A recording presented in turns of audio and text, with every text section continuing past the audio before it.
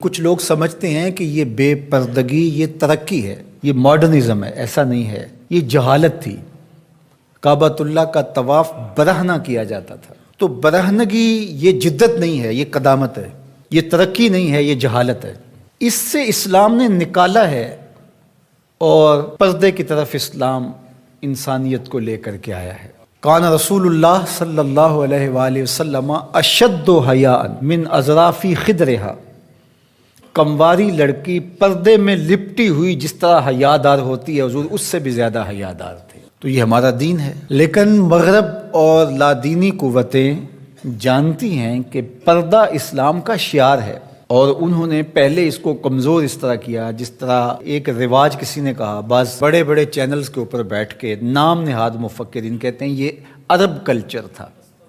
عرب culture تو برہنگی تھا، عرب culture تو برہنہ طواف کرنے کا تھا، گھروں پہ جھنڈے بدکار خواتین کے چھتوں کے اوپر عرب میں لگتے تھے۔ تو یہ پردے کا تصور کلچر نہیں ہے، بلکہ یہ سنت زہرا سلام اللہ علیہا۔ اللہ کے محبوب نے فرمایا ہر دین کی کوئی الگ شناخت ہوتی ہے، الگ پہچان ہوتی ہے، ہر دین کا ایک الگ نشان ہوتا ہے۔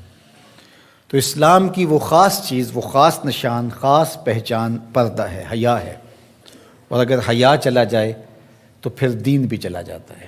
ایک روایت میں فرمایا حیا اور ایمان دو آپس میں جڑی ہوئی چیزیں ہیں، ان میں سے ایک چلا جائے گا پیچھے پیچھے دوسری شے بھی چلی جائے گی۔ تو لادینی قوتیں اس بات کو جانتی ہیں کہ اگر حیا چھین لیں گے تو ایمان اس کے پیچھے پیچھے اس راستے سے جو حیا کے چھننے سے بنے گا، تو انہی قدموں پہ ایمان بھی رخصت ہوتا چلا جائے گا۔ تو لہٰذا ان کو یہ کہو کہ تم ترک ایمان کرو تو یہ تو کبھی راضی نہیں ہوں گے، تو اس لیے انہیں پردے کا ترک کروایا جائے، انہیں حیا کے جوہر سے محروم کیا جائے تاکہ یہ ایمان کے جوہر سے بھی محروم ہو جائیں۔ تو پھر انہوں نے کئی رنگ تراشے، کبھی کہا کہ نظر کا پردہ ہے، کبھی کہا کہ پردہ تو انسان کے دل میں ہوتا ہے۔ تو مجھے بتاؤ آج کا شخص جو شہوتوں سے لتھڑا ہوا ہے، جہاں شہوات کی گندی ہوائیں چل رہی ہیں، اس ماحول کے اندر اگر کوئی یہ بات کہے تو کتنی عجیب ہے، جس ماحول میں تقدس کی باد صبا چلتی تھی اور وحی اترتی تھی، اور جبریل کو وحی لے کر کے آتے صحابہ نے دیکھا تھا، اور قرآن اترتا تھا، اور قرآن پڑھانے والے سکھانے والے خود صاحب قرآن تھے، وہ صحابہ ان کو جب پردے کا حکم دیا گیا اور ان کو نظریں نیچی رکھنے کا حکم دیا گیا، تو میں اور آپ کون ہوتے ہیں؟ جب ابو بکر و عمر کو کہا گیا کہ نگاہوں کو نیچا رکھنا، جب عثمان و علی سے کہا گیا کہ نگاہوں کو نیچا رکھنا، جب سیدہ عائشہ، حضرت ام سلمہ، حضرت میمونہ، حضرت زینب، سیدہ فاطمہ تو زہرا سے کہا گیا کہ تم اپنے پردے کی حفاظت کرنا،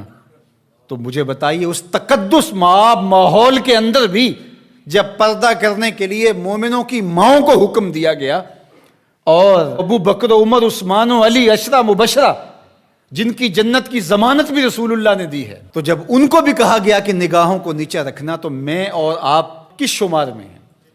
تو یہ ایک نفس کی کہانی ہے جو ہم گھڑ کے بیٹھ گئے، کہا کوئی بات نہیں جی، پردہ تو دل کا ہوتا ہے۔ بحالت مجبوری خواتین کو گھر سے نکلنا پڑتا ہے، لیکن اس میں بھی اس کو تاکید کی گئی کہ تیرا پردہ کسی صورت کے اندر بھی ختم نہیں ہونا چاہیے۔ میں خراج پیش کرنا چاہتا تھا یہاں ہماری ہمسائیگی کے اندر اس خاتون کو جس نے اللہ اکبر کا نعرہ لگا کر کے بتلایا کہ یہ امت ابھی بھانج نہیں ہوئی، اس امت میں آج بھی بیٹیاں موجود ہیں جو اپنی آبرو پر پہرا دے سکتی ہیں، اور یہ حالات بتاتے ہیں کہ یہ امت مرنے کے لیے نہیں، قیامت تک قائم رہنے کے لیے پیدا ہوئی ہے انشاءاللہ۔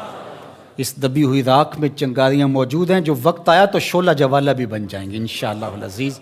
اقبال نے ایک بات کہی تھی، اگر پندے ز درویش پذیری، ہزار امت بمیرت تو نہ میری، بطول باش و پنہاں شو ازیں اثر کہ در آغوش شبیر بگیری۔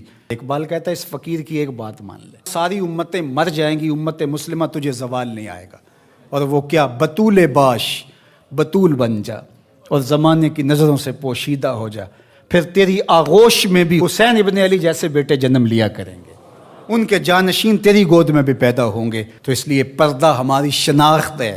آج جو کہتی ہیں جناب پردہ پردہ، یہ کیا ہے؟ یہ تو کٹھ ملا کی اصطلاح ہے، کچھ بولتی ہے جناب یہ دقیانوسیت ہے، کوئی کہتی ہے یہ زمانہ قدیم کی کہانیاں ہیں۔ جب قبر میں اتریں گے تو اس وقت مرد کے لیے 3 چادریں، عورت کے لیے اسلام نے پھر بھی 5 چادریں رکھی ہیں اس وقت. اس کا کفن بھی الگ رکھا ہے اس لیے کہ وہ پردے کی چیز ہے. تو کیا کوئی عورت کہتی ہے کہ مجھے اسکرٹ میں دفن کر دیا جائے، میں بے پردہ قبر میں جانا چاہتی ہوں؟ اس وقت تو سب کہتے ہیں تنیاں بھی باندھ دی جائیں، اس وقت محارم قریب آ جائیں جو لحد میں اتاریں. تو اگر زندگی کے بعد بھی پردے میں لپٹ کے